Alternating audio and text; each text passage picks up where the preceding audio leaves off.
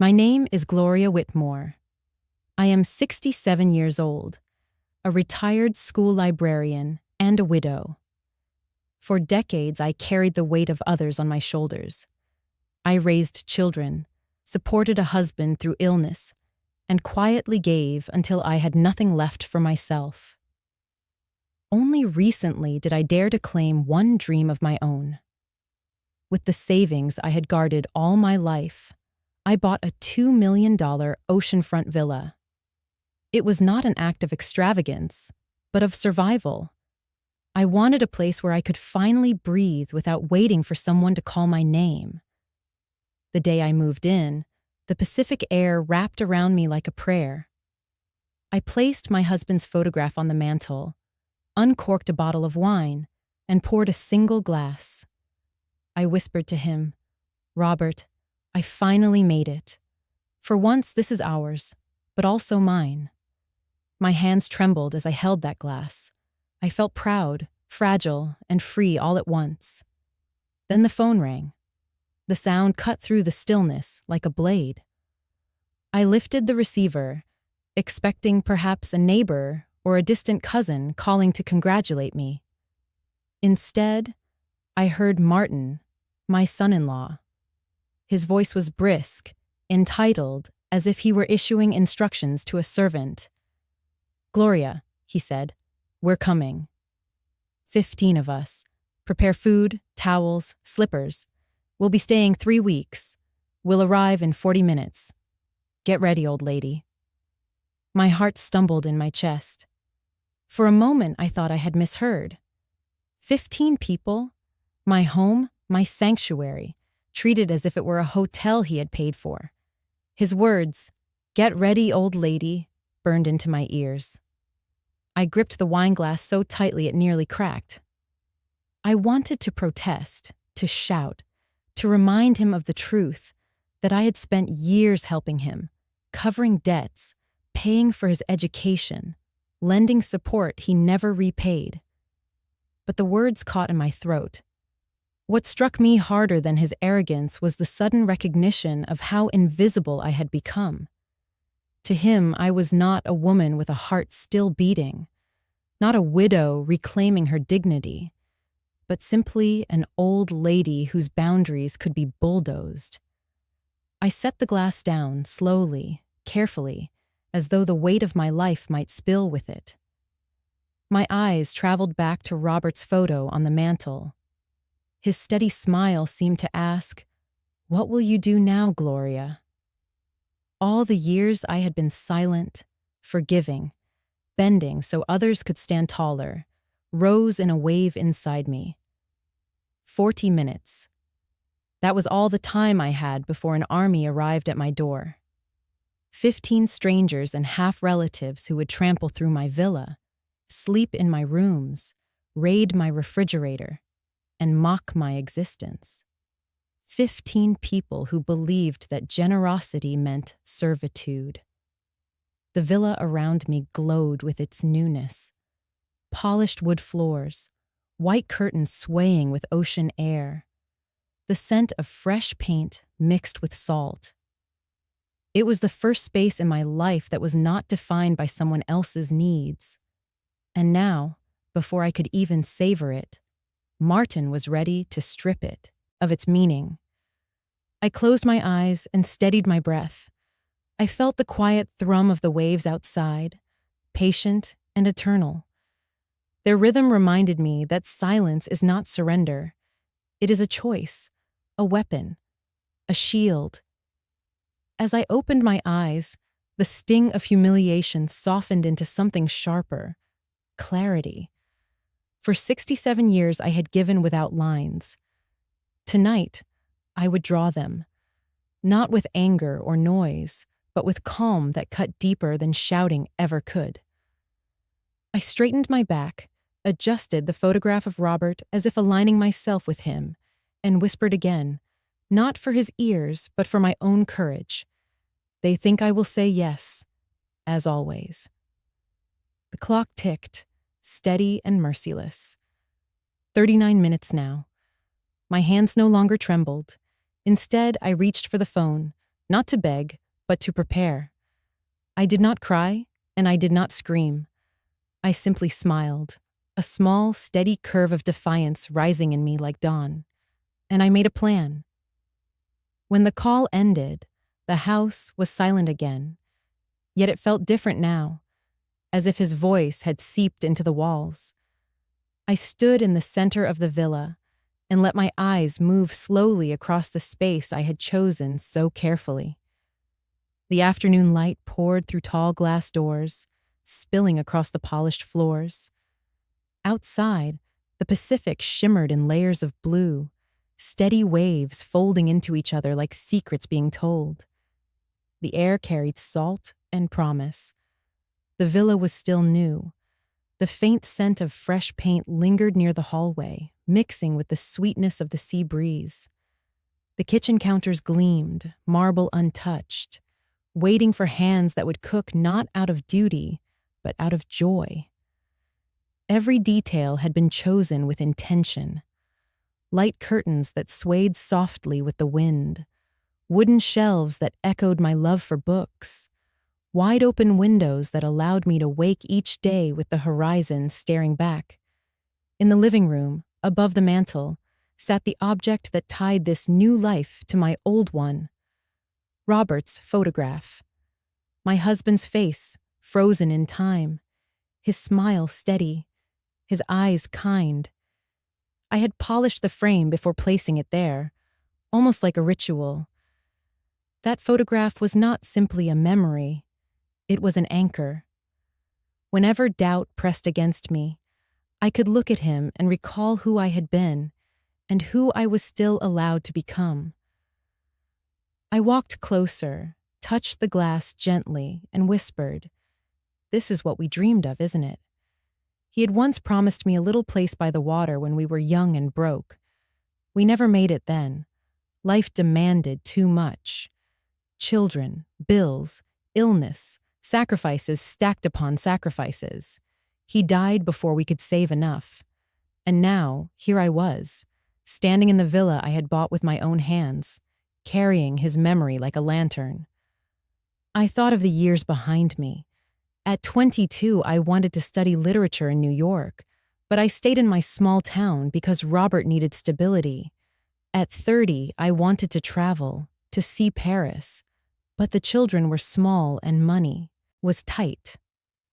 At 40, I considered opening a little bookstore, but instead I took extra shifts to help Martin through school.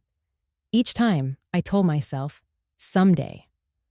Someday, I will do something for me. Someday took 45 years. The villa was not just walls and windows. It was a symbol. Every corner held the weight of my deferred dreams. The balcony promised mornings with coffee and seagulls, evenings with sunsets blazing like fire.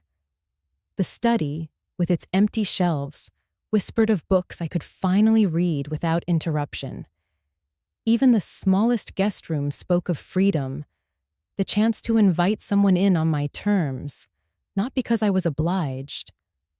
For the first time in my life, I had a place that did not belong to anyone else's demands. This was not my children's inheritance, not a loan to be bargained, not a gift I owed in return. It was mine, entirely, quietly mine. That truth filled me with both joy and fear. Joy because I had earned it. Fear because Martin's call had proven how fragile boundaries could be when others refused to see them. I sat on the sofa, the cushions still stiff, untouched. My hands rested on my lap as I allowed myself to breathe slowly, to feel the rhythm of my chest rising and falling. The villa was supposed to be my refuge from noise, yet the echo of Martin's command still rang in my ears. I wanted to believe this house was strong enough to protect me, but I knew the test was coming. I looked again at Robert's photo. His silence seemed to mirror my own. All those years I had chosen silence, letting others decide, letting their comfort take precedence over mine. But this home was different. It was not built on compromise. It was built on my choice. The ocean beyond the glass roared softly, as if in agreement. I let the sound sink into me. This was my place. The first thing I had ever truly purchased just for myself. And I would not let it be trampled before I even learned how to live inside it. I heard them before I saw them, a rumble rising along the coastal road, engines layering over the hush of the tide. I stood in the foyer and watched a black SUV swing into the drive, then two sedans, then a white van with paddleboards and coolers, then a pickup with folding chairs. Doors snapped open, voices leapt, tires spat gravel. The villa, quiet a breath ago, tensed like a bird sensing a storm. People spilled out in a procession. Rolling suitcases clattered over stone. Tote bags thumped. Laughter bounced against glass. A teenager raised his phone and filmed a pan of the facade. A woman I knew only from photographs stepped into the frame, chin lifted, smile polished. Serena, Martin's new wife, announced to her camera, "First day at our oceanfront place. Wait for views." She aimed the lens past me, treating my doorway as a backdrop rather than a boundary. No one rang the bell. The door stood open because the breeze liked to travel. They treated the threshold like a suggestion.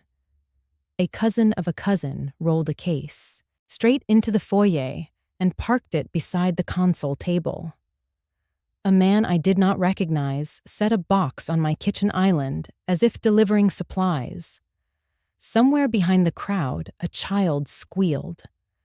Somewhere else, a bottle hissed open. The air filled with the sound of arrival and assumption. Martin climbed out last, sunglasses on, his stride a performance. He surveyed the driveway like a foreman and pointed with two fingers. "Unload the big ones. Food to the kitchen. Serena will need the master for light. Gear goes by the deck." He did not look at me right away. He looked through me, as if I were a lamp in the corner. When his eyes did catch mine, they slid off, already moving to the next command. I did not move. The wind pressed my dress against my knees. Salt rested on my tongue. Inside the kitchen, two young women perched on counter stools and tapped on their screens. "Tag the location," one said. "Make it vague. Show the water," the other replied. A teenager leaned his skate deck against the wall and opened my refrigerator with theatrical appreciation. "Stainless," he said. "Legit." He posed with a bottle of mineral water like a sponsor making a promise. The white runner I had unrolled bore its first wounds, a trail of damp footprints from a cooler set down without thought, sand sprinkled like pepper. A man in a fisherman's cap stood in my living room and slung his arm along the mantel as if measuring it. Robert's photograph sat there, in its polished frame. His elbow hovered close enough to fog the glass. I stepped forward and nudged the frame inward with two fingers. On the far side of the hedge, Mrs. Callahan stood at her fence in a straw hat with a faded ribbon. She did not wave or scowl. She watched the way a person watches a tide running higher than forecast. Our eyes met. Her mouth moved, yet I understood the sentence in her gaze as clearly as speech. This is not family. It was not cruel. It was accurate, a diagnosis from someone who knew kinship and claim. The sentence landed and settled. Silence is a language too. It says, "I am here." It says, "I see." It says, "I will choose when to answer." I kept my place by the door, a witness inside my own home, feet planted, shoulders level. People flowed around me the way water finds every opening. The house filled like a jar with pebbles, large first, then small, each rolling to occupy a corner. Serena narrated a tour, chef's kitchen, marble counters, ocean just there. A young woman I could not name lifted a tote and smiled toward me with friendliness that cost nothing. "Auntie Gloria," Where should we put drinks? The title slid across the tile like a borrowed shoe. The island for now, Martin answered for me, already halfway down the hall with a leather duffel. He paused only long enough to declare, "We will take the master. Serena needs it." He did not ask. He announced a decision that was never his to make. The speaker from the pickup found a plug and sent a shallow beat into the room. It was not loud, but it took space. Someone propped patio doors wide and stepped onto the deck to film the cliffs.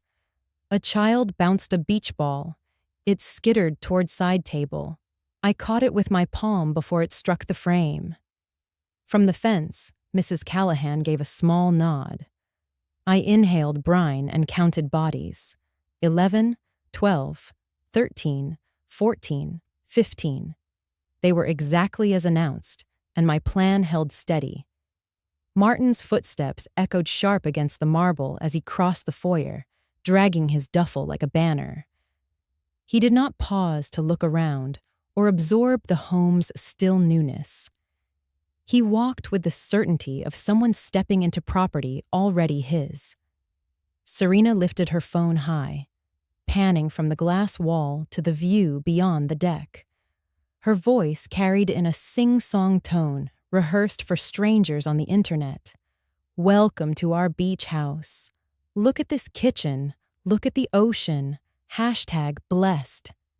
She winked at her screen as if I were no more than background noise. Around us, the others dispersed like water into cracks. One man flung open the refrigerator, stacked with fruit, cheeses, and a single bottle of wine I had been saving. He whistled, called over his shoulder, stalked like a resort.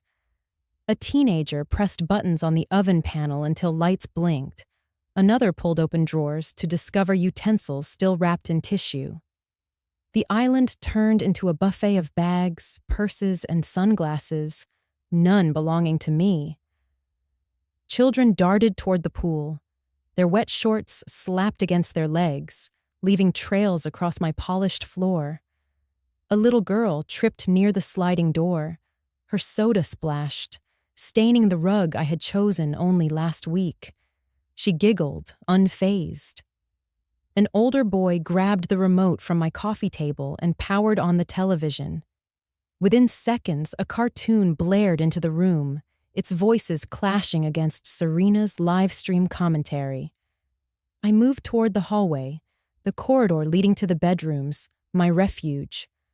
Martin was already halfway down, Serena behind him, still narrating. "This will be our suite," she said, angling her phone toward the master door. "Best view in the house. Perfect for morning yoga streams." I stepped into the doorway. My hand braced against the frame. The air inside still smelled faintly of cedar from the dresser drawers, untouched. "My sanctuary," I said quietly. "Martin, this room is not for guests." He laughed, not pausing, his hand landing heavy on my shoulder. "Come on, Gloria, don't be selfish. You have the whole place. We just need the best room." He brushed past, his palm pushing me aside as though I were a curtain. The gesture was not violent, but it cut sharper than any shove. Serena swept in after him, phone high, recording every corner. "Look," she sang to her unseen audience, "the master bath. Double sinks. Ocean view tub. This is luxury." She opened the closet doors, filming empty shelves as if preparing to stock them herself. The word "our" repeated in her commentary. Our tub, our view, our house. Behind them, 2 more women dragged suitcases along the hall. "Which room for us?" one asked, laughing. Another voice shouted from the kitchen, "Hey, fridge is full. Who brought wine?" Someone else yelled back, "Not us, but it's ours now." Laughter followed, bouncing off the high ceiling. I stayed at the door, the weight of memory pressing against my ribs. Robert's photograph sat on the nightstand inside, angled toward the sea. I thought of the mornings we had spoken of, when I would drink coffee on the balcony and let the sun rise over silence. Instead, Serena now twirled before the window, showing the horizon to strangers on her feed. Martin dropped his duffel onto my quilt, bouncing the frame of Robert's photo so it tilted. He noticed nothing. His grin widened as he stretched out his arms. Perfect. 3 weeks here will fix everything. You'll see. His voice carried an edge of triumph, as if he had conquered territory rather than been invited. I wanted to answer, to remind him of the boundaries every adult should respect. Instead, I swallowed the words and let them settle like stones. Silence has its own grammar. It says, I hear. It says, I will not join this theater. My breath moved steady, my palms pressed against the frame. In the hall, luggage wheels rattled. Someone shouted for towels. A boy slid across the floor in socks, nearly colliding with me before swerving away. The house no longer sounded like mine. It pulsed with alien rhythms. Yet I did not shout. I stood, still as granite, while Martin and Serena declared possession with laughter and hashtags. Inside, I repeated the line Mrs. Callahan's eyes had spoken earlier. This is not family. The sentence settled into me, not bitter, only clarifying. And in my silence, I held the line no camera could capture. I leaned against the cool doorframe, their laughter rattling through the villa, and memory rose like a tide I could not stop. This was not the first time Martin had taken. It was only the loudest. For years, his voice had reached me in softer tones, disguised as need, softened by charm, carried by the echo of my daughter's smile. I remembered the first request clearly. He had been sitting at my kitchen table years ago, papers spread before him, tuition for his MBA program. He spoke of dreams, of building a business that would support my daughter, of proving himself worthy. The numbers were heavy, 45,000 spread across 2 years. He promised repayment once his career took flight. I transferred the funds, telling myself it was investment in family. He hugged me with quick gratitude, and Emily whispered thank you with eyes shining, believing in his ambition. Then came the down payment for the house. Their credit was not enough, his score too scarred by debt. He called me late at night, voice tight with urgency. 60,000 just to bridge the gap, he said. If we don't close this week, we lose everything. I had savings earmarked for something else, my own, place by the sea, but I told myself their security mattered more. I wired the money and smiled at Emily's relief when she moved into the house she called a dream. It did not stop there. A car broke down, credit cards maxed, medical bills when Emily grew ill. The largest sum came then, $85,000 for treatments not covered by insurance. That money I gave without hesitation, my hands trembling as I signed the checks. For her, there was no limit. For him, there was always another excuse. Each crisis blurred into the next until the tally climbed quietly. 300,000 over 6 years. Enough to buy comfort for my own later years. Enough to build the life I had postponed. The cost was not only financial. I remembered sitting up past midnight, knitting scarves for neighbors who would pay a few dollars. The soft click of needles, the ache in my shoulders. It was not about income, not truly, but about filling the holes left in my accounts when Martin's voice said please again. I skipped dinners out. I canceled trips I had once dreamed of. I kept the same worn coats year after year, telling myself new buttons were good enough to make them last. Each sacrifice felt small in the moment, swallowed by the bigger story of family. I told myself it was what mothers did, what women who had always held the seams together were meant to continue doing. But now, as I stood in the villa that should have been my sanctuary, I felt the weight of all those nights. The stitches in every scarf carried the echo of exhaustion. The meals skipped were etched into my bones. The vacations I never took now lived only in photographs of beaches torn from magazines, tucked in a drawer like pressed flowers. I once thought generosity was endless, that kindness was a fountain that never ran dry. But here, watching Martin drop his bag on my quilt and Serena livestream my private space, the truth sharpened like glass. Kindness without boundaries becomes self-destruction. I whispered it to myself, tasting the words, letting them pierce. It was not bitterness, it was clarity, late but clear. 300,000. The number circled my mind, not as accusation, but as measure. Each dollar a thread pulled from the fabric of my own life to stitch patches on his. And he never noticed the unraveling. He only demanded more cloth. I could still see Emily's face when she asked me softly to help just this once. Just this once became again and again, until the phrase itself lost meaning. She is gone now, her voice silenced, but his demands have only grown louder, bolder. He no longer asks, he assumes. He no longer thanks, he claims. The villa should have been proof that my patience had bought me peace at last. Instead, it had become another stage for his entitlement. The contrast cut deep. My years of sacrifice against his years of expectation.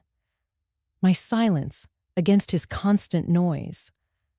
I pressed my palm to the wood of the door, steadying myself.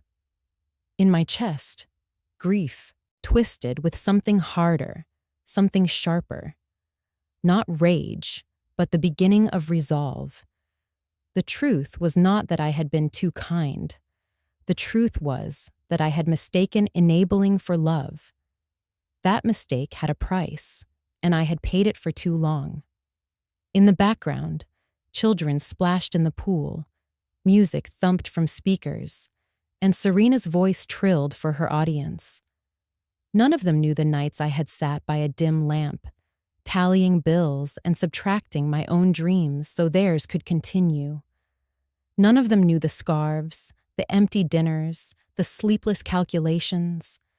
They saw only the oceanfront villa, not the woman who had built her life on sacrifice. But I knew. And knowing is where the shift begins. Serena drifted back toward the master doorway, phone still lifted like a torch. She framed herself against my windows, the ocean flaring behind her as if it were a personal backdrop. She said, "I'll take the master bedroom." Perfect for my yoga videos. The words slid into the room with the confidence of a deed. She did not ask whether she could. She announced that she would. Martin stood beside her, nodding as if her claim had already been blessed. He lifted the duffel again and tossed it onto my quilt, then flicked a speck of lint off his cuff.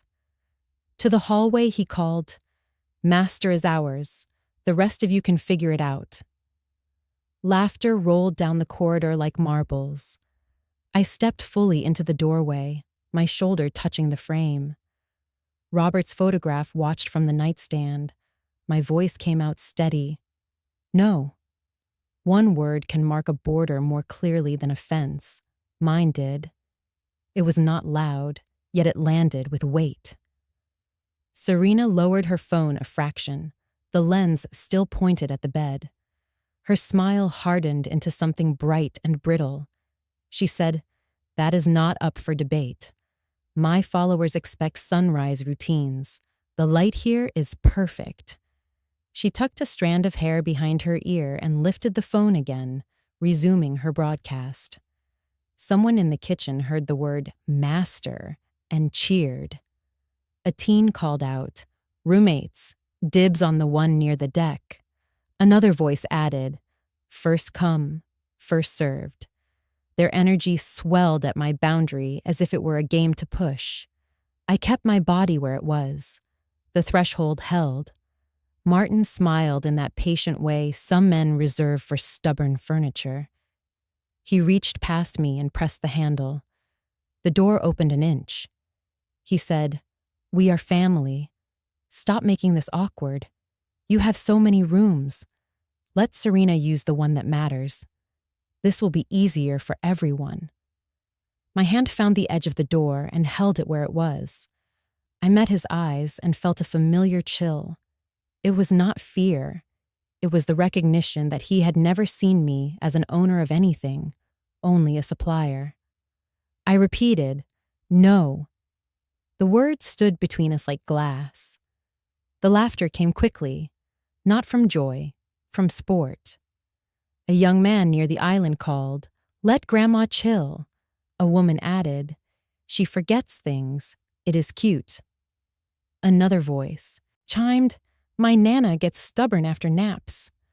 The jokes tumbled in, cheap as paper plates. I felt each one brush my skin and fall away. Serena pivoted her camera toward my face for a beat, maybe hoping to capture drama. The lens blinked red. I gave it nothing. No tears, no anger, no scene to feed. I kept my mouth closed and my shoulders squared. Silence carried across the sensor more clearly than any speech. A boy skidded through the hall on wet socks and bumped my hip.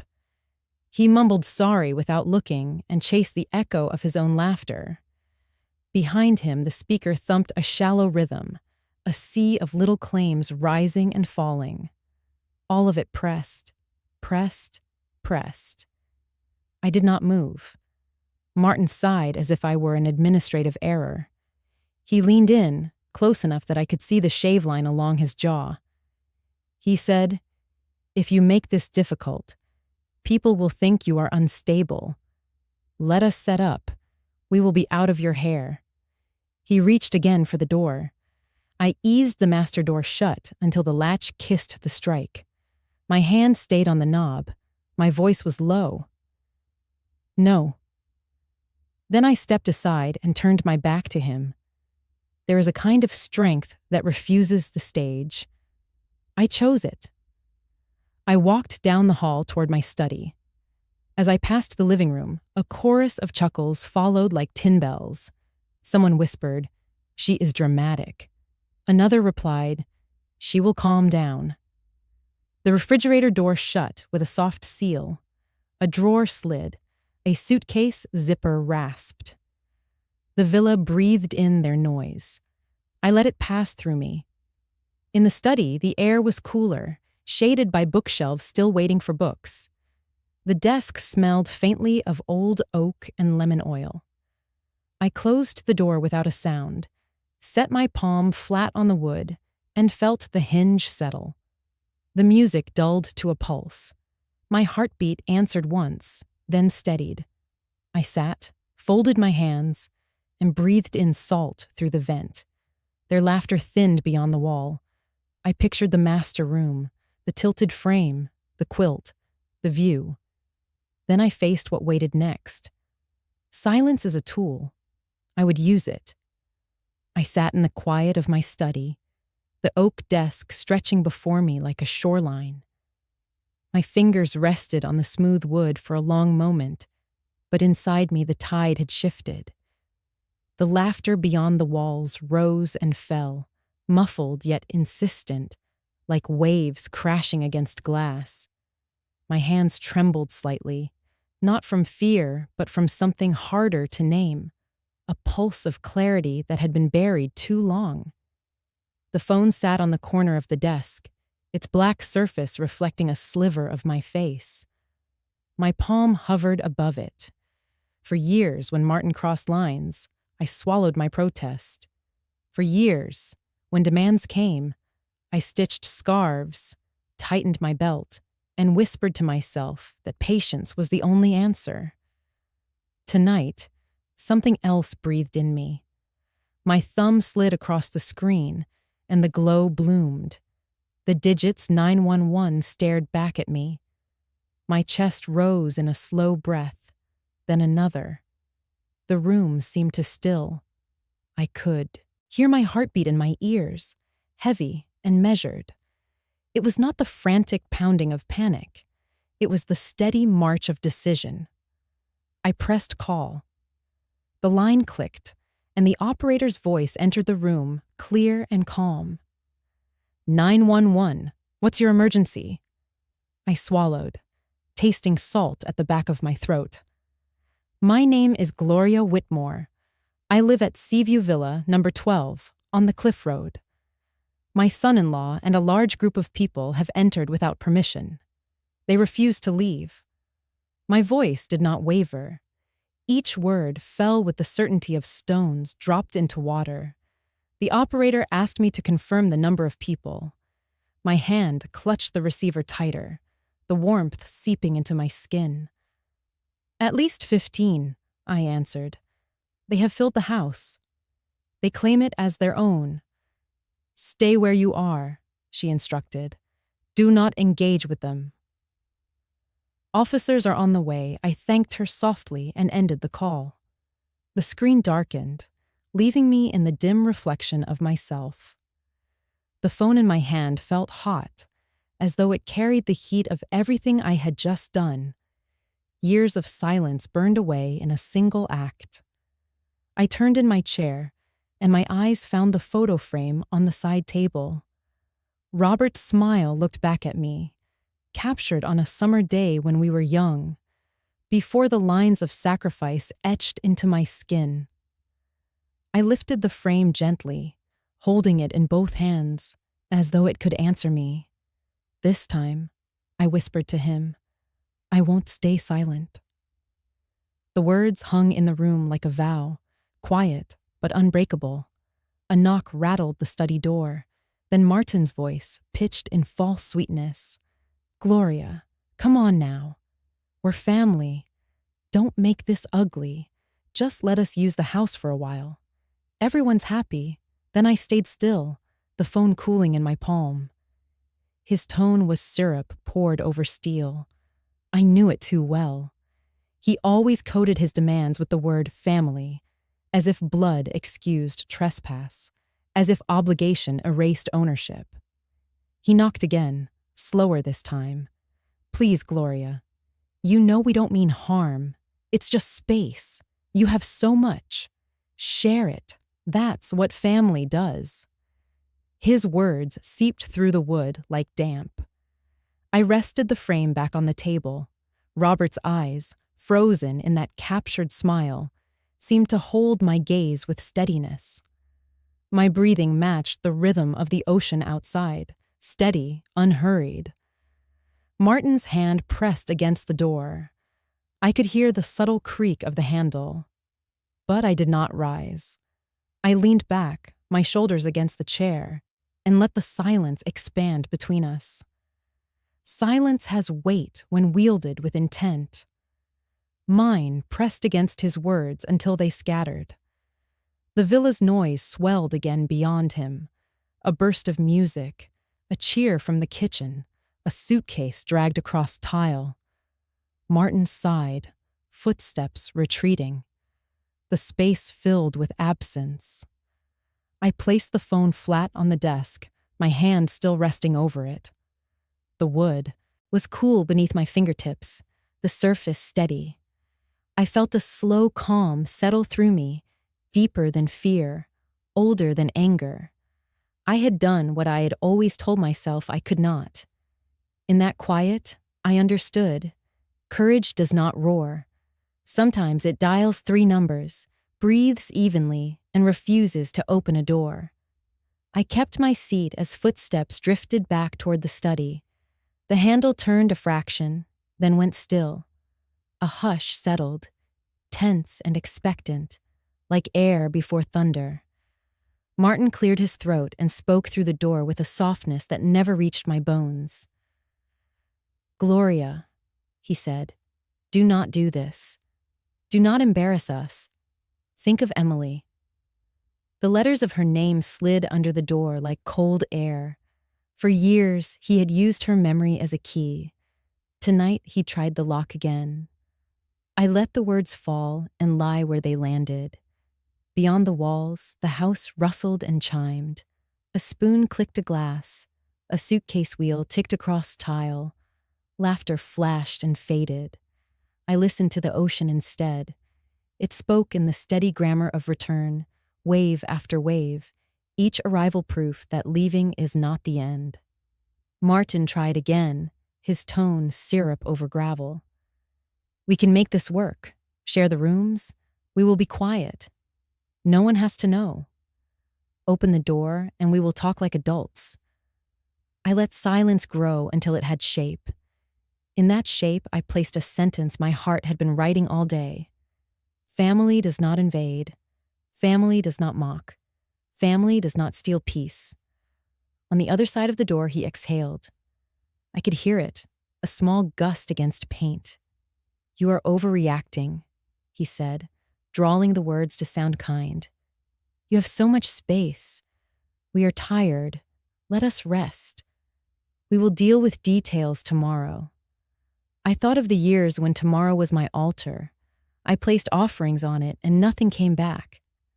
I thought of scarves knitted under a dim lamp, of meals skipped, of polite smiles given out like receipts. My breath stayed even. The ocean kept time. He nudged the handle again. The latch clicked but held. Gloria, he said, lowering his voice to a fatherly register. This is not worth the spectacle. If neighbors see the police, think how it reflects on you. Think how Emily would feel. She loved gatherings. Her name touched a place I guard like a wound. Memory flared. Her laugh in my kitchen, her braid falling over her shoulder while she peeled apples. The winter morning she held my hand before treatment and said, "We will be brave today." My eyes stung. I did not speak. Martin took my silence for movement. He tapped the door twice, almost cheerful. "That is my girl," he said. "You know I am right. Family bends. Family forgives. People are watching. Open up and we can fix the mood." The ocean answered for me. Its voice rolled through the vent with salt and patience. I listened to that cadence and let it anchor me. I had called for help. I had upheld the line. I owed him nothing further. Not a word. Not a scene. Not an apology. A minute stretched thin and clear. On the far side of the fence, a gull cried. Tires hissed faintly on the road. Somewhere, a spoon clinked the edge of a cup. Inside the doorframe, the paint felt cool where my shoulder rested. I was not hiding. I was waiting. He tried one last angle, gentle as gauze. "We can apologize later," he said. "We can tell people you were overwhelmed from moving. Let us settle in. We will make you proud online. Serena's audience will love you." I pictured the master room again, the photo on the nightstand, the quilt smoothed by my hands. I pictured the years of yes that followed me like a shadow. Then I pictured the boundary, a thin, bright line drawn across the threshold of my life. I chose the line. Through the door, his voice lost its sugar. "So this is how it is," he muttered. "Have it your way." The knob clicked once, then nothing. Footsteps retreated, swallowed by the house he had tried to claim. I rested both hands on the desk and let the quiet claim me. In that quiet, I repeated the truth as prayer and promise. Family does not invade. Family does not mock. Family does not steal peace. The waves marked each sentence with a sigh against rock. The syllables sank and held. I kept breathing. Help was coming. My voice could rest. I glanced once more at Robert's photograph on the side table. The glass caught a thin bar of light from the window and laid it across his smile like a blessing. I set the frame straight with 2 fingers, as if aligning a compass, and faced the door. I was steady. Outside, the sea breathed. Inside, I matched it. The plan was set. The line held. I waited, present, unshaken, hearing only water tonight. I heard the siren before I saw the lights, a thin wail threading the surf and drawing closer. A steady knock sounded at the front door. The study floor carried the vibration into my shoes. I rose, smoothed my skirt, and walked the hall.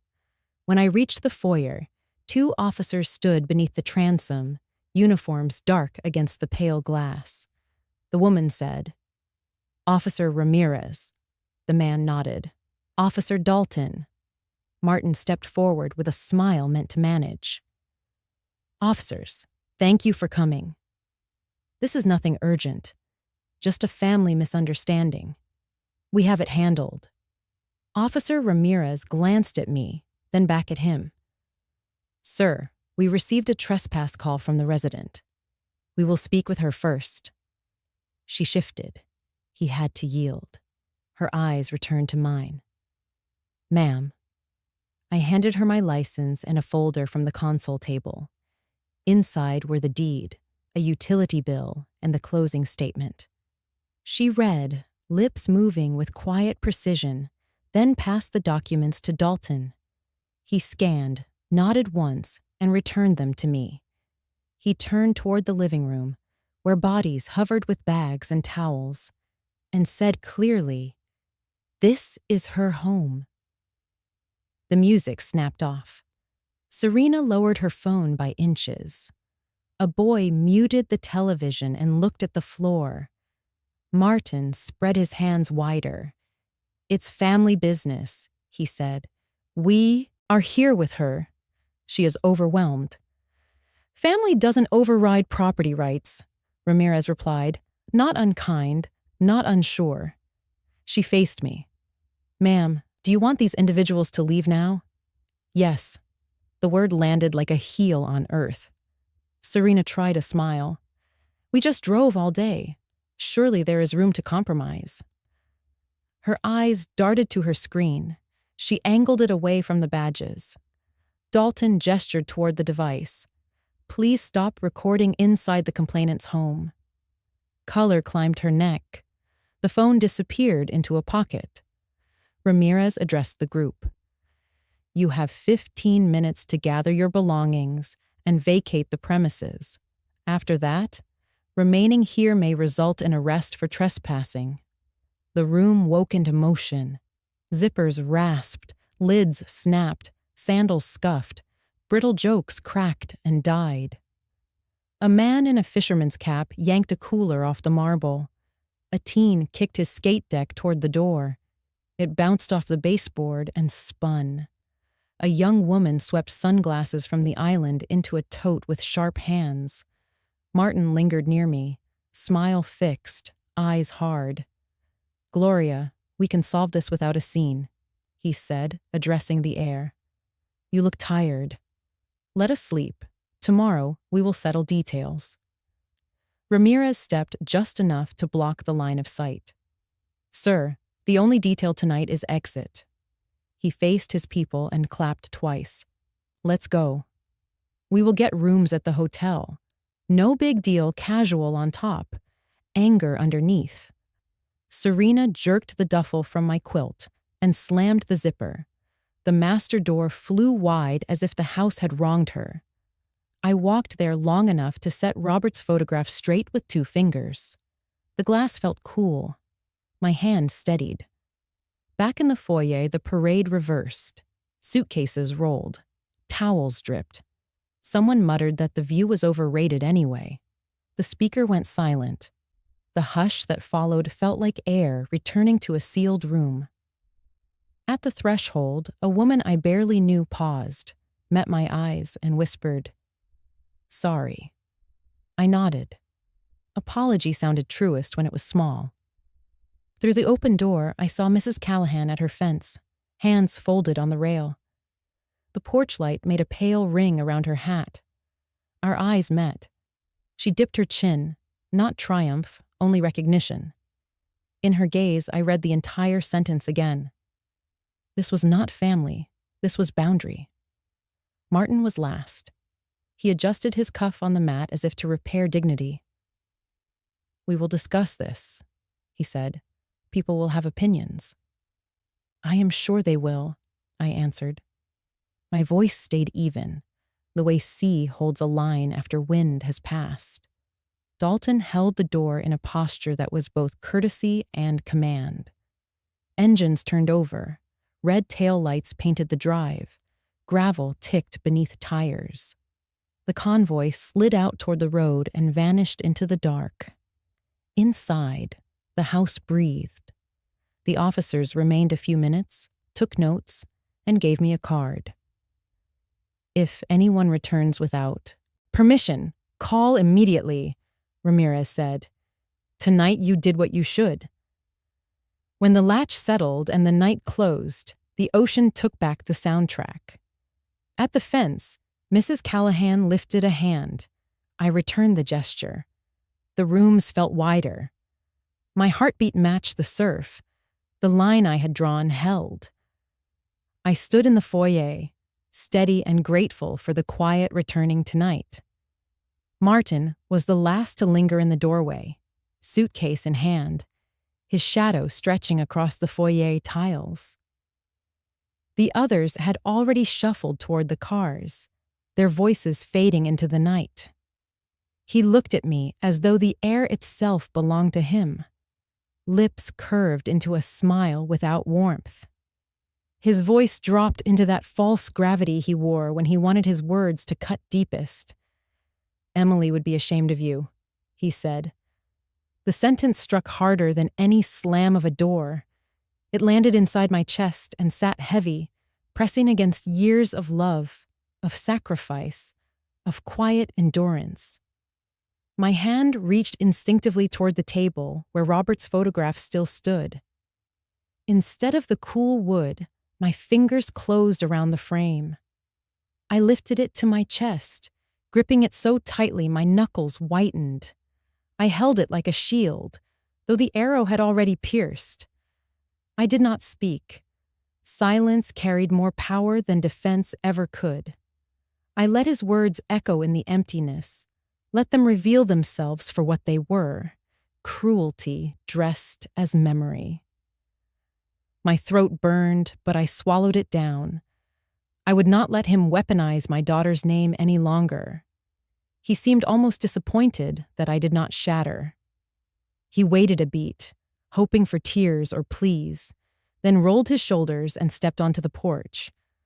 The door clicked shut behind him, leaving me alone with the stillness. The house exhaled. What had been chaos minutes before now stretched into vast silence. I looked around and saw what remained. Water glasses half drained, damp towels strewn across chairs, a sticky ring of spilled soda on the counter, sand scattered like dust across the tile. The villa, once pristine, bore the marks of invasion, footprints, fingerprints, echoes of laughter that had never belonged. I walked slowly through the rooms, the frame still pressed to my chest. In the living room, a cushion leaned sideways, crushed beneath careless weight. In the kitchen, my refrigerator door was ajar, light spilling onto shelves stripped of fruit and cheese. By the deck, a cigarette smoldered in the sand-filled vase meant for flowers. Each sign of disrespect tightened my grip on the frame until I feared the glass might crack. But the picture inside remained whole. Robert's easy smile, his arms slung around me from a day-long past. His steadiness seemed to radiate from the photograph into my hands. I whispered to him without sound, only moving lips. They think love is permission to take. They never understood that love is care, not conquest. I carried the frame into the center of the villa and lowered myself into the armchair. My legs trembled with the release of tension, but I sat tall. The house around me was a battlefield after retreat, quiet now, yet scarred. I set the frame on my lap and laid my palm over the glass, feeling its coolness seep into me. tears slipped down without drama, quiet as rain on windows.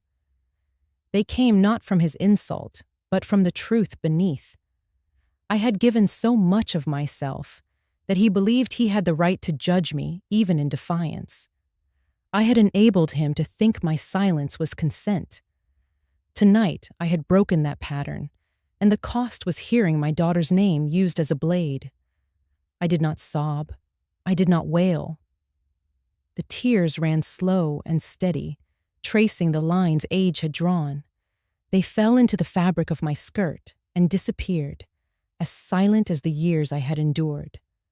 The villa's walls seemed to lean closer, listening. The ocean outside was constant, its voice the only one that did not betray. I let its rhythm guide my breath, inhale with the waves, exhale with the retreat. The image of Martin's final sneer lingered, but it began to dissolve in the salt air. Words lose power when not repeated. His accusation was an echo, and echoes fade. I looked around the villa once more. The stains, the trash, the scattered mess, they were temporary. They could be scrubbed, wiped, replaced. What mattered was that the foundation was still mine. The deed was still mine. The silence, heavy but honest, was mine. I sat in that silence, frame pressed against my chest, tears falling until they left me lighter. The villa was empty now, but emptiness could be filled again, this time with peace, not intrusion. The silence after they left was heavy, like the quiet in a theater when the curtain falls, but the smoke of the performance still lingers. I stood in the foyer for a long moment, the frame of Robert pressed against my chest, until my eyes began to adjust to the truth of what remained. The villa, my sanctuary, looked less like a home and more like a battlefield. Empty soda cans lay tipped over on the console table, dripping faint trails onto the polished wood. Beer bottles lined the kitchen counter, half filled, their sour smell mixing with the tang of salt air. A sticky patch of spilled juice glistened under the ceiling light, pulling at the sole of my shoe as I stepped across it. Towels damp with sand lay twisted over the dining chairs, one hanging like a flag surrendered. The hardwood floor carried dark smudges where sneakers had tracked the beach inside, little crescents and streaks that felt like signatures left by trespassers. I sighed, not in defeat, but in recognition. My body knew what to do. I found the bucket beneath the sink, pulled on a pair of rubber gloves, and began to pick up what they had scattered. Each clink of glass into the trash bag sounded too familiar. As I bent to wipe a streak of chocolate off the armrest, my memory slid open and pulled me back. It was not the first time I had cleaned up after others. My life, in many ways, had been a long sequence of clearing debris, financial, emotional, practical. I saw myself 30 years younger, bent over the kitchen table with a stack of overdue bills. Robert had been between jobs then, and I had quietly canceled my sewing club to take on extra hours at the library. Later, when Emily was in high school, I had cleaned the mess of her college application fees that Martin said he would cover but forgot. I had sold a bracelet from my mother just to meet the deadline. The sparkle of its stones had meant history, but her future felt heavier. Even later, when Martin and Emily were married, I had been the one to step in after his failed business left creditors knocking. I had written checks until my hand cramped, then made supper for them afterward, telling Emily it would all work out. Each time, I swept up pieces of someone else's broken plans, piling them neatly, disposing of what I could, and swallowing the rest. Now I stood wiping crumbs of potato chips from the counter, and the thought pierced through me with such clarity I had to stop moving. I was always the cleaner of messes. But who ever cleaned mine? The words rang inside me, sharp, undeniable. I leaned against the counter, the rag damp in my hand.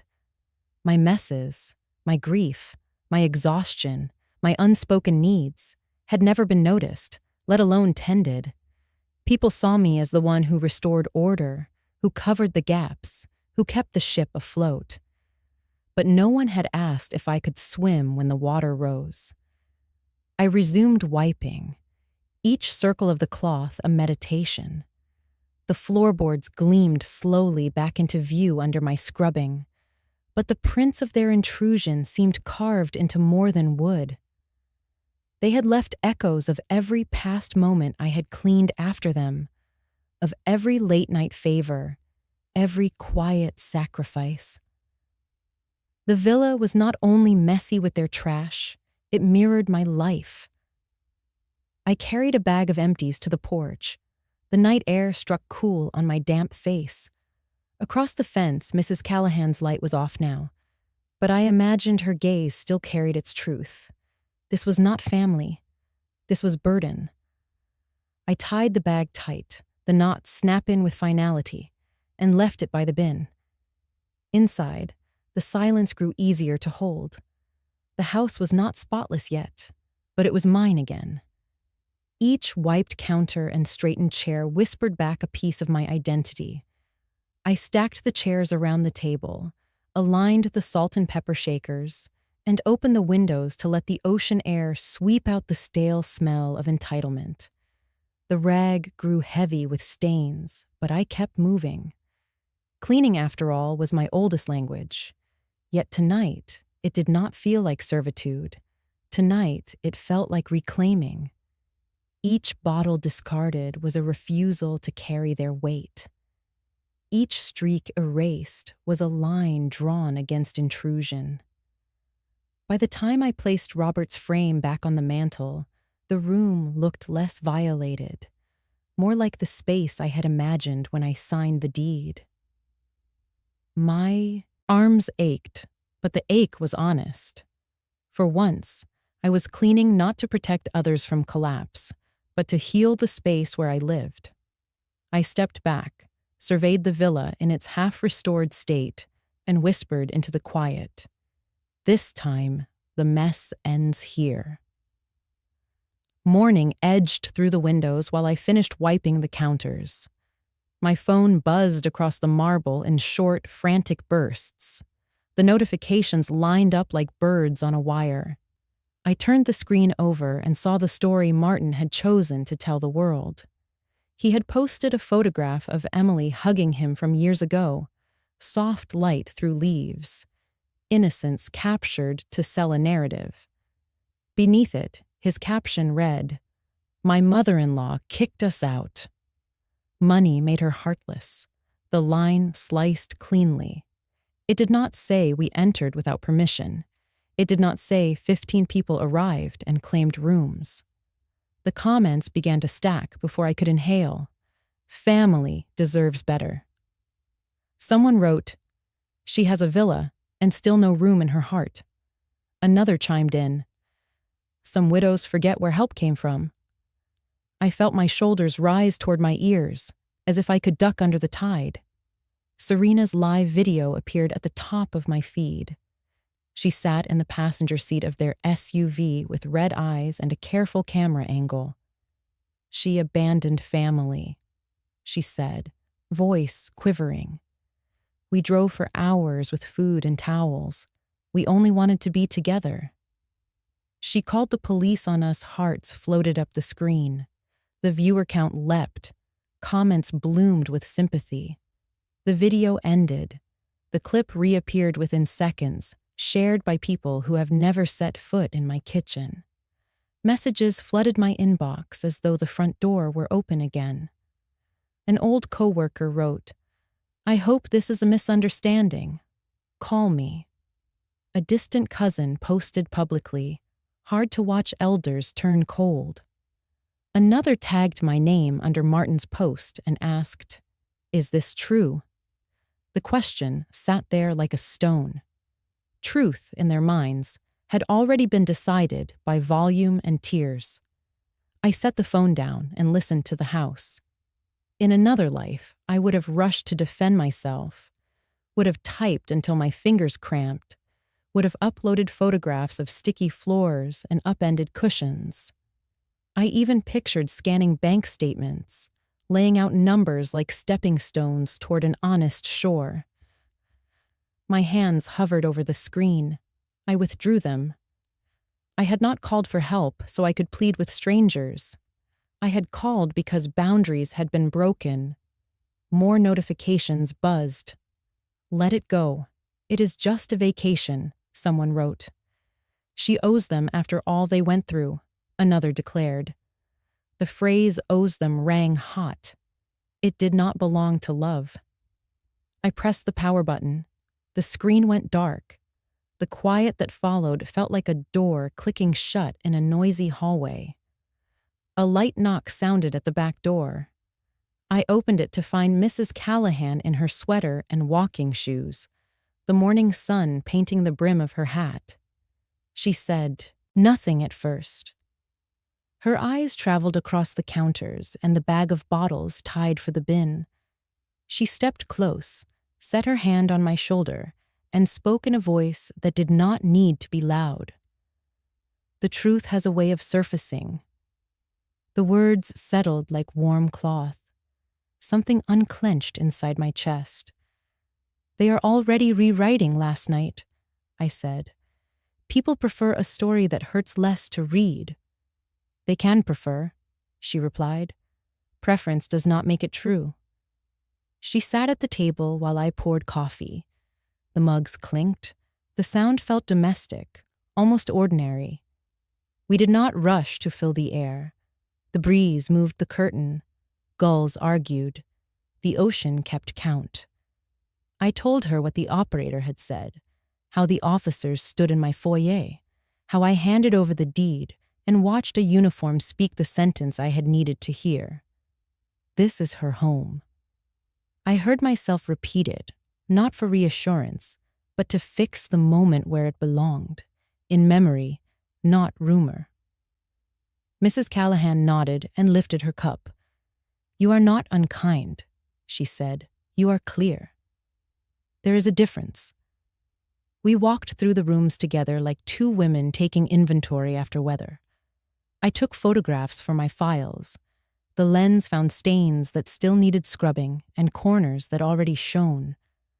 Both truths belonged in the frame. I saved the images, then placed the phone face down again.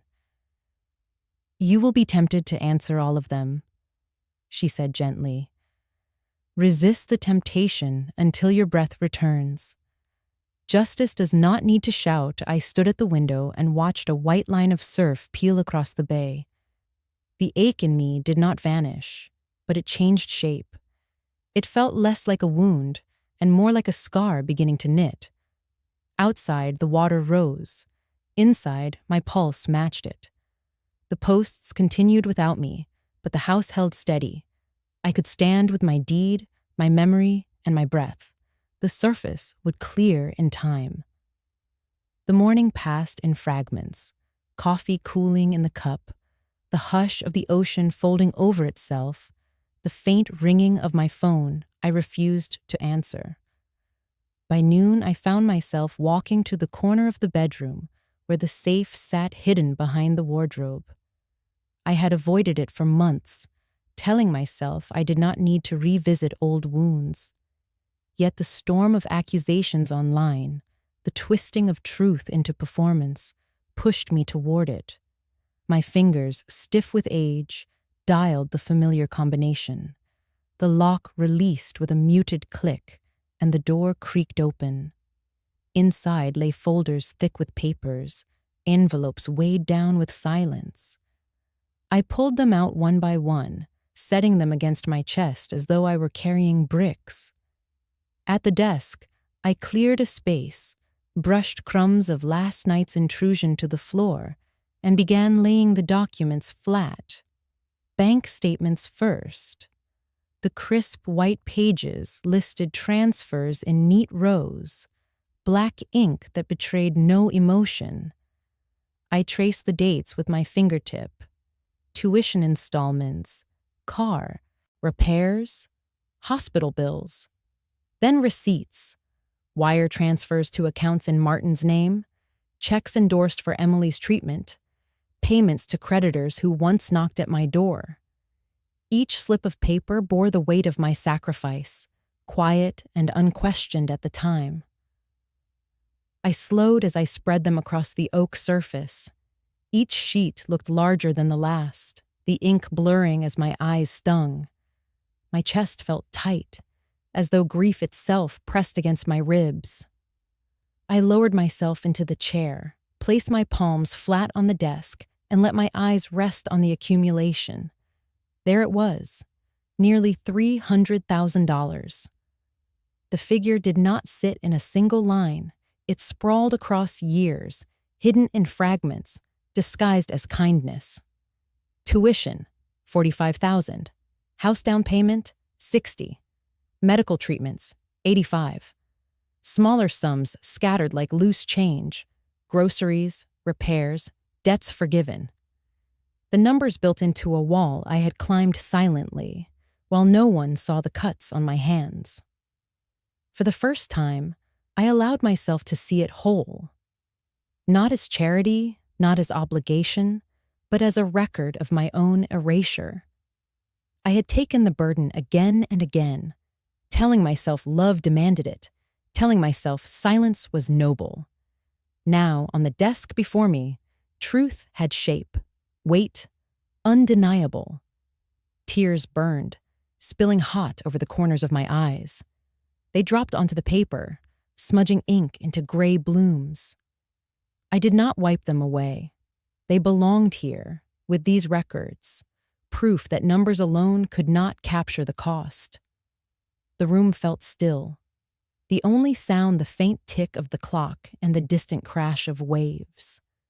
My hands trembled as I stacked the pages into order, aligning edges as if tidiness could tame the ache. My throat thickened with words that had never been spoken aloud. I was not heartless, I whispered into the empty air. My voice cracked, but the sentence carried its weight. I was exhausted. Exhausted from years of giving. Exhausted from being told it was never enough. Exhausted from carrying debts that were not mine. Mistakes I did not make. Burdens I never deserved. The papers were not merely receipts. They were witness. I leaned back in the chair, closing my eyes. In the darkness behind my lids, I saw Emily's smile, felt Robert's hand steadying mine. I wished they had lived long enough to see that love had limits, that boundaries were not cruelty, but survival. My exhaustion was not a flaw. It was evidence that I had given until I could not anymore. When I opened my eyes again, the papers were still there, spread like a map of my past. But now they looked less like chains and more like testimony. Proof that I had not turned cold overnight. Proof that generosity, without care for self, drains a soul to dust. I gathered them carefully into a single folder, sealed it, and pressed it flat with both hands. My heart slowed, as if it had exhaled for the first time in years. Outside, the gulls cried above the surf, sharp but free. On the desk, the words I had whispered still echoed. Not heartless, only exhausted. At last, the truth had been laid bare. Not for them, but for me. I carried the sealed folder to my car like a small, heavy animal and drove into town. The courthouse clock had not yet struck 9. The streets were bright with the kind of morning that makes people believe in new chances. Harris kept an office on the second floor of a brick building near the library where I once shelved returns. The lobby smelled of lemon and paper. His receptionist looked up, recognized me, and softened. "He can see you now, Mrs. Whitmore." Inside, his walls held tidy rows of framed degrees, and a photograph of him shaking hands with a judge I remembered from Robert's probate. Harris rose, silver hair neat, voice even. "Gloria, it has been a while. How are you holding up?" "I brought records," I said. My throat felt dry. I placed the folder on his desk and slid it toward him with both hands, the way one offers truth at last. He opened the folder and began to read slowly, not skimming. I respected him for that. Bank statements, copies of checks, notes in my handwriting that dated the pleas and promises. He paused to ask small questions for clarity. "Tuition installments over 2 years?" I nodded. "Down payment when their credit failed?" I nodded again. "Medical payments? Direct to providers?" "Yes." He kept turning pages. The room quieted around the soft whisper of paper. When he reached the final summary page I had made, totals in neat columns, dates aligned, he set his glasses on the desk and looked at me without pity. "This is not just family drama," he said. "It is financial abuse." The sentence entered the room like a gavel, clear and final. I felt my lungs fill in a fuller way than breathing. "I thought a mother was supposed to help," I said, the words small, honest. "Help has limits," he answered. "Exploitation does not. You have documentation most people never gather. That changes everything." He pulled a legal pad closer and began outlining options. Civil claims for unjust enrichment and promissory estoppel. He benefited at your expense and made promises you relied upon. A claim for conversion, perhaps, where funds were diverted from intended purposes. We can also address defamation. The posts are recent and damaging. You already have a police incident number. That strengthens a restraining order if needed. He tapped his pen against the pad. "We will preserve evidence. Take screenshots of everything, including timestamps and share counts. I will send a preservation letter to the platforms and to Martin's counsel, once identified." I listened to the rhythm of his planning like a person learning a new tide. "Do I have to confront him?" I asked. "Not directly," he said. "That is what counsel is for. First we file. Service will make the point that words have weight. He will be forced to choose between truth and perjury. Most bullies prefer retreat." He drafted the caption, "My name as plaintiff," written in block letters that looked sturdier on the page than I felt in my bones.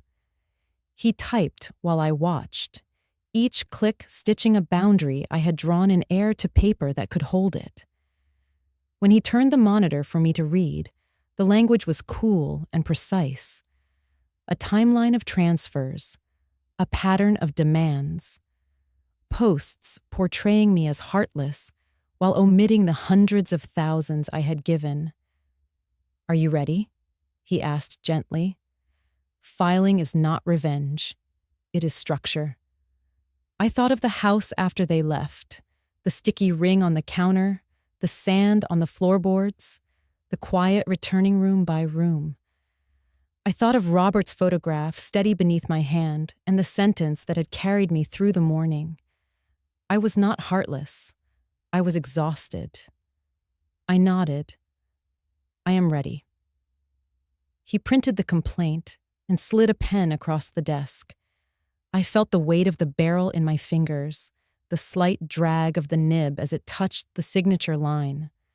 Time slowed, the way it does when a decision steps from intention into act.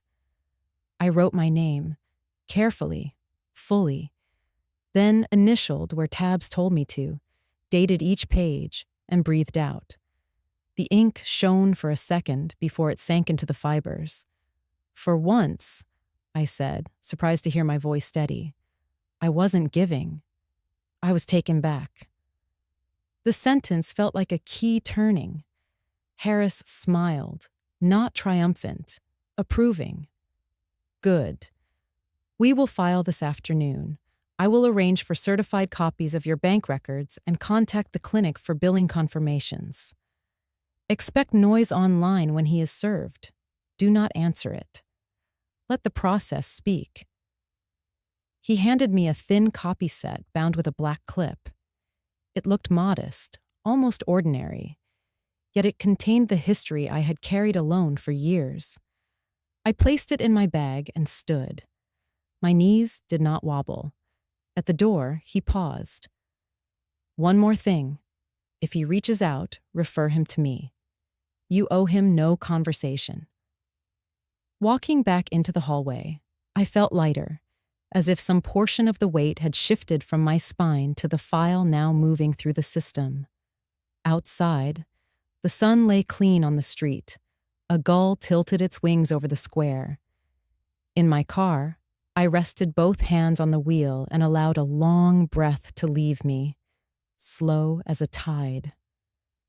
The line I drew last night had found a second line today. Together they formed a boundary sturdy enough to stand on. I drove home, ready to claim my door.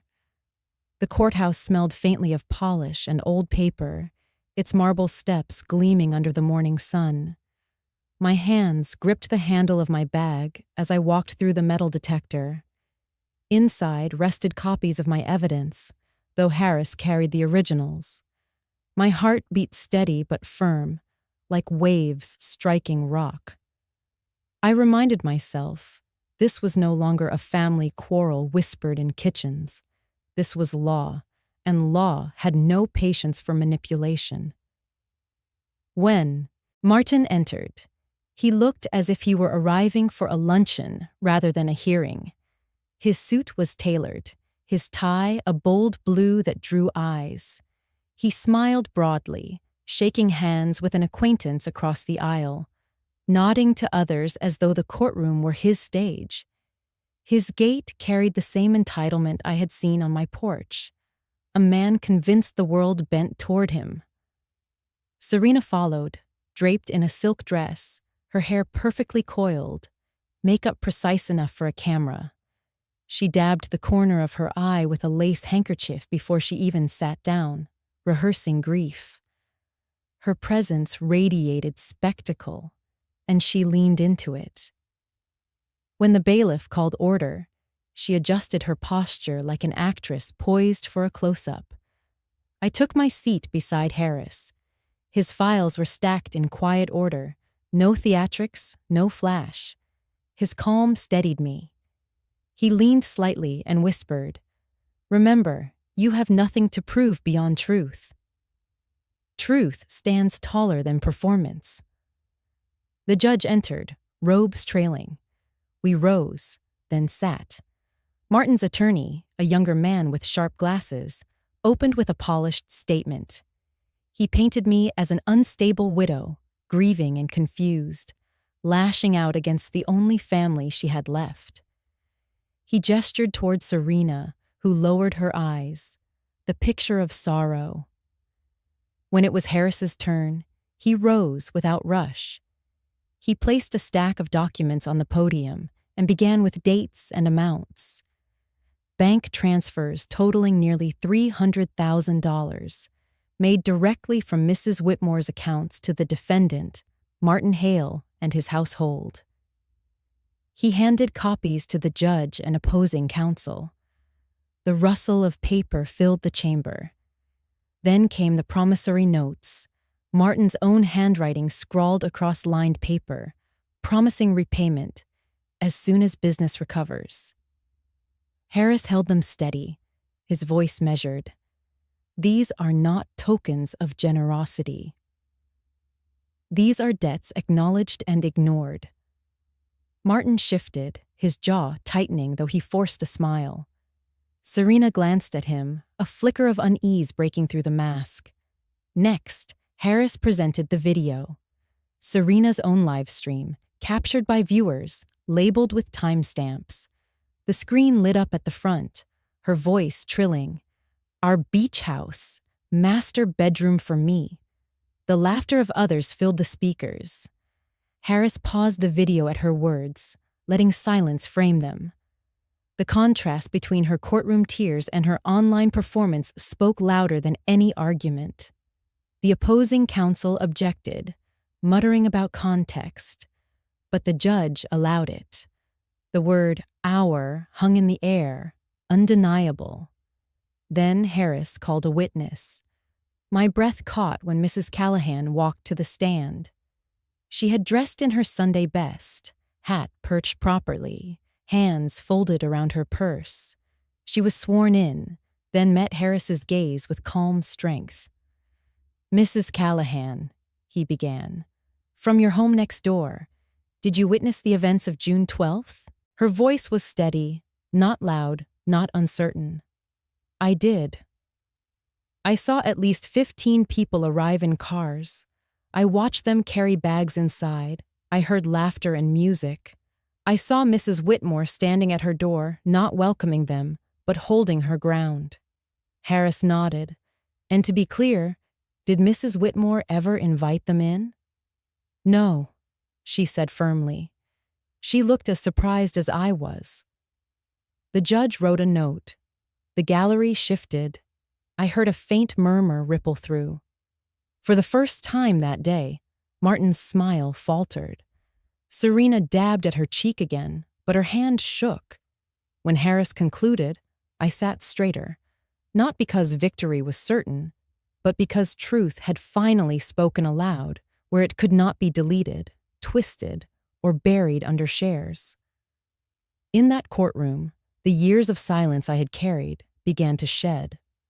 One document, one video, one neighbor's testimony, they became the voice I had withheld. And I knew no performance could outshine evidence written in ink, captured on screen, and witnessed by honest eyes. The courtroom held its breath as the judge returned with the written decision in hand. Papers shuffled, pens tapped, and even the hum of the fluorescent lights seemed louder than usual. My hands rested in my lap, palms flat, steady, but cold. Harris leaned forward slightly, his glasses glinting, ready to record each word. The judge cleared his throat, his voice deep and deliberate. "This court finds that the plaintiff, Mrs. Gloria Whitmore, provided significant financial support to the defendant, Martin Hale, under circumstances that established clear expectation of repayment and respect. The evidence, including bank transfers, promissory notes, and video recordings, demonstrates a pattern of exploitation." Martin's attorney shifted uneasily, his polished tone gone silent. Martin still wore his tailored suit, but the smile he had brought into the room had slipped somewhere between the testimony and the exhibits. He leaned back in his chair, shoulders tense, hands clasped too tightly. The judge continued, "Therefore, the defendant, Martin Hale, is ordered to repay $150,000 to the plaintiff within 5 years, under structured installments secured by lien. Additionally, within 30 days, the defendants Martin Hale and Serena Hale must issue a public statement on their social media platforms, acknowledging false claims and extending an apology to the plaintiff. The defamatory posts shall be removed within 24 hours of this ruling." Serena's head dropped forward, her hair curtaining her face. For the first time that day, she looked smaller than her dress, smaller than her performance. Martin swallowed hard, his Adam's apple bobbing, eyes darting briefly toward me as though searching for some hint of mercy. I offered none. The judge set down the papers, folded his hands, and spoke more softly now, as if to every person in the room. "Boundaries protect love. Remember that. When family ignores them, law must step in to restore what was broken." His eyes flicked toward me, not in pity, but in recognition. I nodded once, my throat tight. Harris placed his hand briefly atop mine, a silent anchor, before gathering the files. The bailiff called the next case. Voices rose, chairs scraped. But for me, time moved differently. I did not cheer. I did not exhale with triumph. I sat very still, tears sliding gently down my cheeks, not heavy sobs, but quiet rain. The sound of justice had not been thunder. It had been steady, precise words spoken into record. My tears were not for Martin's loss. They were for the years I had carried weight that should never have been mine, and for the moment that weight was finally named. Martin stood slowly, lurching like a man unsteady on a ship. He tugged at his cuff, straightened his jacket, and leaned toward Serena, whispering something sharp. She did not reply. Her hand clutched her phone, but for once, she did not turn it toward the world. She kept her eyes low, her shoulders curled inward. As they walked past my bench, I kept my gaze on the judge's seal carved into the wood. I refused to give them the dignity of my eyes. My silence was the last boundary, the one they could not cross. When the gavel fell to close the session, its crack sounded final yet merciful. I rose, tucked Robert's photograph closer to my chest, and left the courtroom. The tears still glistened, but my steps were firm. My victory was not in repayment or apology. It was in knowing I had stood, spoken, and been heard. The hallway outside smelled faintly of old stone and polish. Harris walked beside me, speaking of enforcement and timelines, but his words floated. What mattered was simpler. I had drawn a line, and the law had honored it. I whispered inwardly, as though Robert could hear from beyond. I was not heartless. I was exhausted. And now, I am free to rest. I sat at my kitchen table, the villa quiet except for the steady murmur of the ocean drifting in through the windows. The legal papers lay filed away, sealed and ordered, but my heart still carried the ache of the accusations that had swirled online. My phone sat beside my coffee, screen dark, a silent witness to the noise of the past weeks. For days, I had resisted saying anything at all. Silence had been my shield, and silence had saved me. But silence could also leave space for lies to grow unchecked. I opened the app, my fingers hovering. I did not draft paragraphs or long explanations. I typed only 2 sentences. Kindness is not weakness. Boundaries are love. I read them twice, the words steady and true. They carried no bitterness, no attack, only the truth I had learned through years of sacrifice and the storm of recent weeks. Then I pressed post and set the phone down. I did not expect anything. For so long, my words had been background noise to the demands of others. Yet within minutes, the screen buzzed. A neighbor commented first. "I saw what you went through. This is strength, Gloria." Then an old colleague shared it, adding, "She taught me this lesson years ago." The words began to ripple outward. By evening, I watched numbers climb in ways I had never seen attached to my name. Dozens became hundreds, then thousands. People I had never met wrote, "This is what my grandmother used to say," or "I needed this today." Some added their own stories, of siblings who drained bank accounts, of adult children who mocked their elders, of friends who used guilt as a leash. Each story echoed mine, though each voice carried its own scars. Then something small and unexpected bloomed. Under the shares, people began typing a simple tag. #boundaries are love.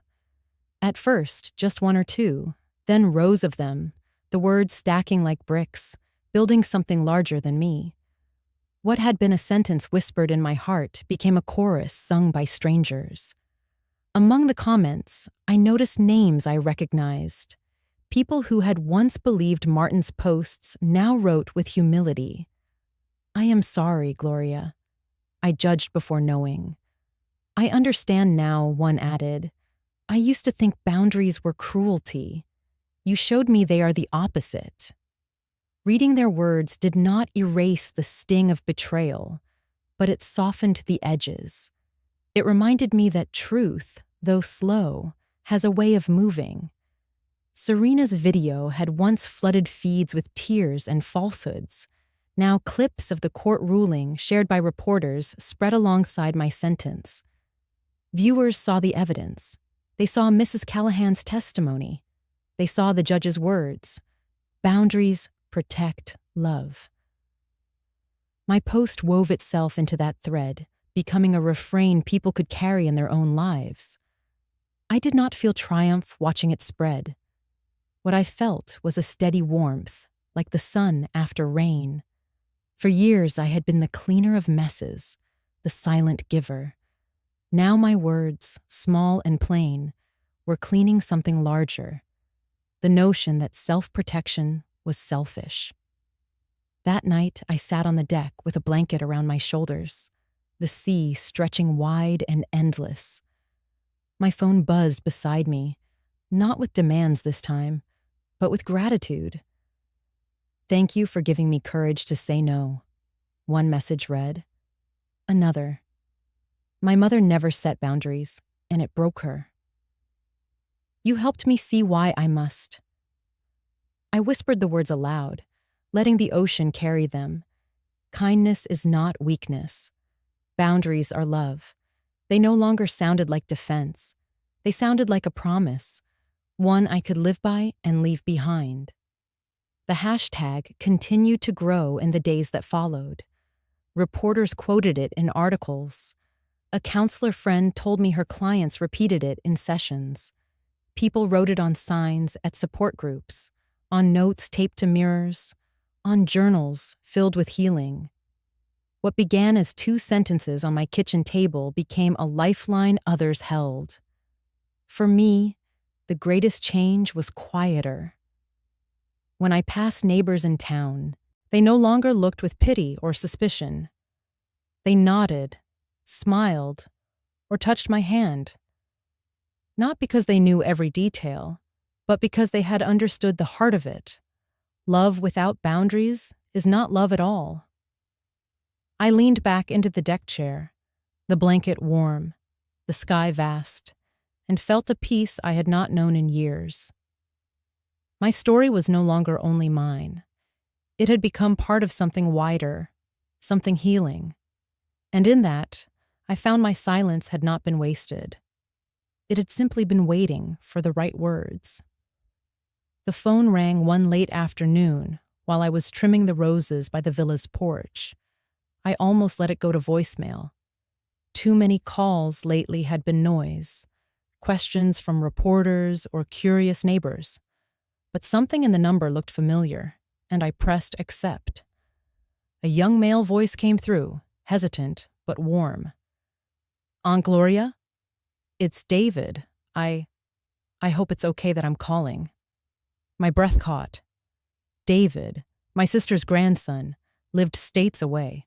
We had spoken only occasionally at holidays when he was younger, before distance and time thinned the ties. David, I said, my voice softening. It's been years. I know, he answered. I've followed what's been happening, online and through family chatter. I didn't want to show up uninvited like others have. May I visit you? Only if it's welcome. The words slipped into me like light through a crack in a shutter.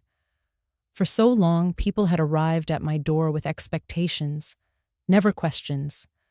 They took rooms, food, money, even silence, as though I owed them.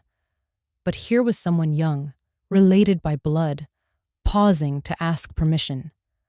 My heart warmed at the courtesy. Yes, David. You may visit. I would like that. 2 days later, his car pulled into the drive.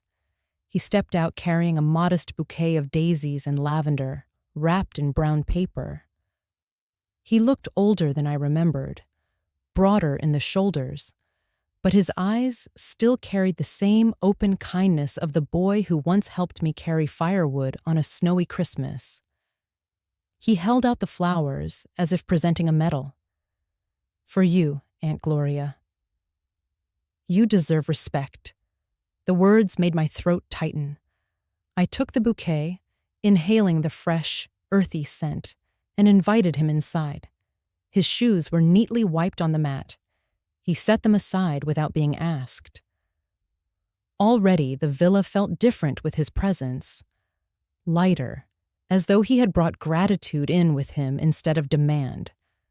We sat at the kitchen table, the same place where I had once spread receipts and tears. Now the surface was clear, holding only the flowers in a vase. David looked around the villa with quiet admiration. "It's beautiful here. Peaceful. I'm glad you built this for yourself." "I built it later than I should have," I admitted. "But I finally did." He nodded, thoughtful. "You always built for others first." I know that even if I didn't see it all. He leaned forward, his voice sincere. "What they did to you wasn't family. I want you to know, not everyone carries entitlement. Some of us carry gratitude." The statement soothed places inside me I hadn't realized were still raw. "Thank you, David," I whispered. We talked for hours. He told me about his work, about saving for a small house, about the lessons he had learned watching from a distance. "I saw the posts about you," he said. "At first, I didn't know what to believe. But then I thought about every memory I have of you. You were the one who mailed me books when I couldn't afford them in college. You were the one who remembered birthdays when even my parents forgot. That's not a heartless person. That's love." Tears pricked at the corners of my eyes, but this time they were not born of grief. They were gratitude. He had remembered what mattered. He had seen beyond the noise. As the evening deepened, I walked him to the porch. The sea was calm, painted in gold by the setting sun. He turned to me before leaving. "Aunt Gloria, I want to visit again, but only if you ever want company." "I'll always ask." "You deserve that respect." I placed my hand gently on his arm. "David, you are always welcome here, because you asked." When his car pulled away, the villa remained quiet, but it felt full in a way it hadn't for months. For the first time since the storm of betrayal, I felt the presence of family that healed instead of harmed. That night, as I placed the flowers on the mantel beside Robert's photograph, I whispered to the room, "Real love still exists." And with that, the villa seemed to exhale, breathing peace into its walls once more. The evening settled like a soft shawl over the villa. I stepped onto the balcony with a glass of red wine in one hand and Robert's photograph in the other. The sea stretched wide and endless, its waves folding in and out like a patient breath. I placed the frame on the small table beside me, straightening it so his eyes met the horizon as mine did. The ocean breeze lifted my hair and brushed against my cheek, almost like his hand once did. For a moment, I only listened. The surf rolled steady, not in anger, not in chaos, but in rhythm. Each wave broke, scattered, then returned again. I thought of my life reflected in that cycle, giving, breaking, retreating, and finally, returning. The sky above the water glowed in shades of amber and rose, a slow fire sinking into calm. I lifted the glass, the liquid catching the last glint of sun, and whispered, "Robert, I finally learned. Generosity needs boundaries." The words felt like confession and benediction together. I had spent so much of my life believing that love meant surrender, that sacrifice without measure was virtue. I poured out my savings, my hours, my very self, as though depletion was proof of devotion. Yet in the end, it had not brought harmony. It had bred expectation.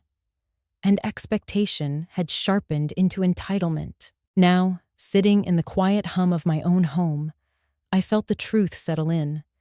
Generosity without limits is not kindness. It is surrender. And surrender, repeated too long, becomes erasure. The wine touched my lips, warm and rich. I let it linger, tasting not just the grapes, but the years behind them, the labor of soil, the patience of aging. Nothing fine comes without care. Even vineyards must be pruned, boundaries drawn so the vines do not choke themselves. I smiled at the metaphor. Perhaps I was learning, at last, to tend my own vineyard. The photograph gleamed faintly in the sunset. Robert's smile, forever caught in its frame, seemed to soften as the light touched it. I spoke to him quietly, as I had not done in years. I wish you were here to see me claim this. I wish you could have told me earlier that saying no is not cruelty. But maybe I had to walk through the long silence to hear it for myself. I closed my eyes and breathed deeply. The salt air filled me, carrying away the stale ache of old obligations. With each inhale, I felt lighter. With each exhale, the weight of past compromises drifted farther into the surf.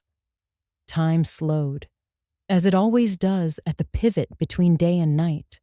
Shadows stretched across the balcony, the horizon line glowing brighter for a last instant before sinking into deep blue.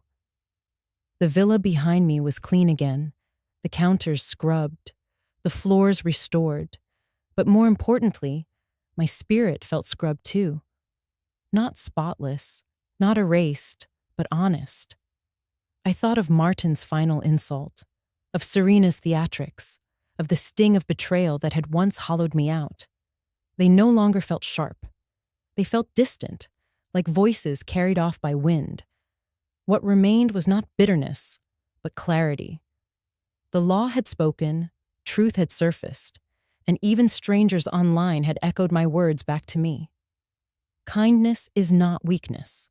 Boundaries are love. The tide crashed below, a louder wave breaking against rock, spraying mist high enough to glisten on my railing. I watched it fall, and I realized the sea did not apologize for its strength. It did not beg to be smaller so boats could pass easily. It simply existed in its power, and the world shaped itself around that truth. I touched the edge of Robert's frame, my finger tracing the line of his jaw through the glass. I am learning to be like the sea, I whispered. Steady, strong, endless, but never without boundaries. The sky darkened into twilight. A single star appeared, faint but certain. I raised my glass toward it, then toward the photograph, and let a final tear slip free, not of sorrow, but of release. It landed softly on my wrist and dried quickly in the evening air. The healing was not loud. It was not marked by celebration or applause. It was in the quiet acceptance that my life was mine again. The villa, the sea, the silence, all of it belonged to me. And as the waves kept their rhythm, I knew I had stepped fully into my own. The villa's living room glowed with the soft amber of the evening lamps. The storm of intrusion, conflict, and judgment had passed, leaving behind a space that felt finally, completely mine. The walls, once echoing with laughter that mocked and footsteps that violated, now carried only the calm rhythm of the sea outside and the gentle hum of silence. I sat on the couch, a knitted throw draped over my shoulders, the texture reminding me of nights when I used to knit sweaters to sell, scraping together every penny to keep Martin's dreams alive. David sat across from me, leaning forward slightly, his hands wrapped around a steaming mug of tea I had poured for him. He had brought flowers when he arrived, their petals still fresh in a vase on the table between us.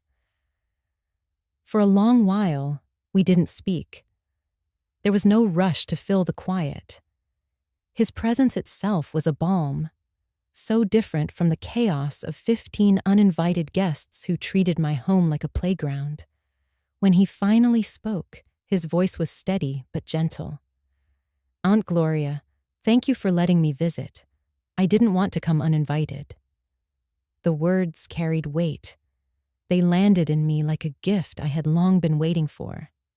Respect, so simple, so fundamental, yet absent in so much of my story.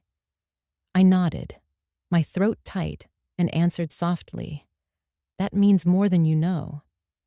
We talked for a while about ordinary things, his studies, his dreams, the way he admired the sea view from the balcony. His conversation wasn't gilded with demands or laced with entitlement. It was sincere, grounded, present. For the first time in years, I felt family not as burden, but as blessing. Then came a pause.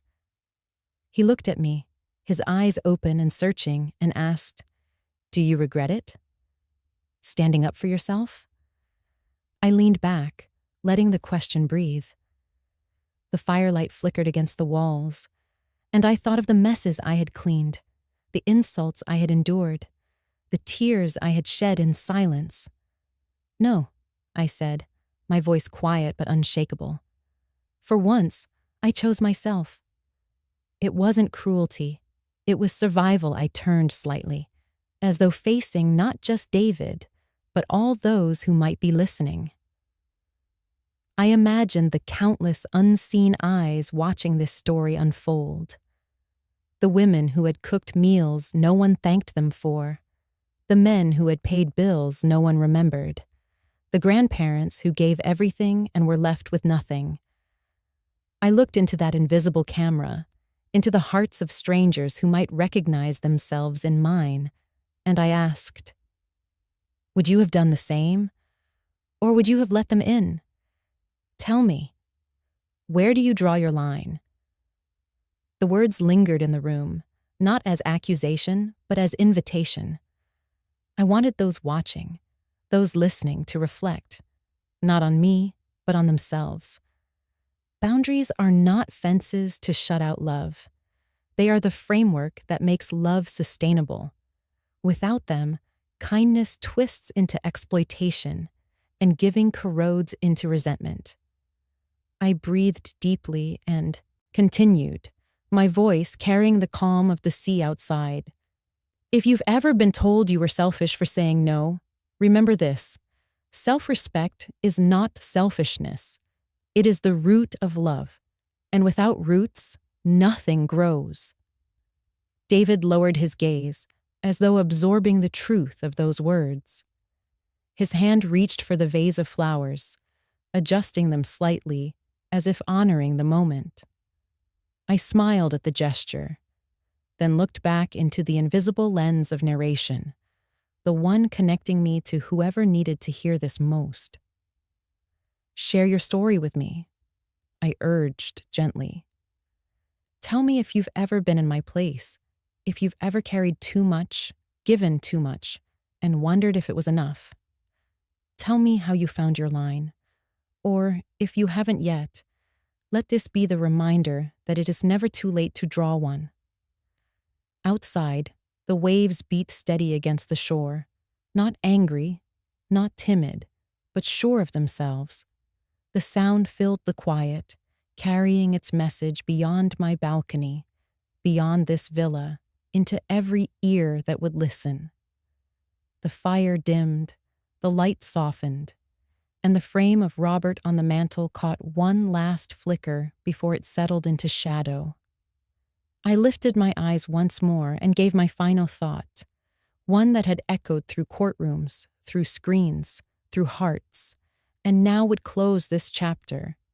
Boundaries are love. And as the screen of memory faded, only the sea remained, its rhythm steady, its truth eternal.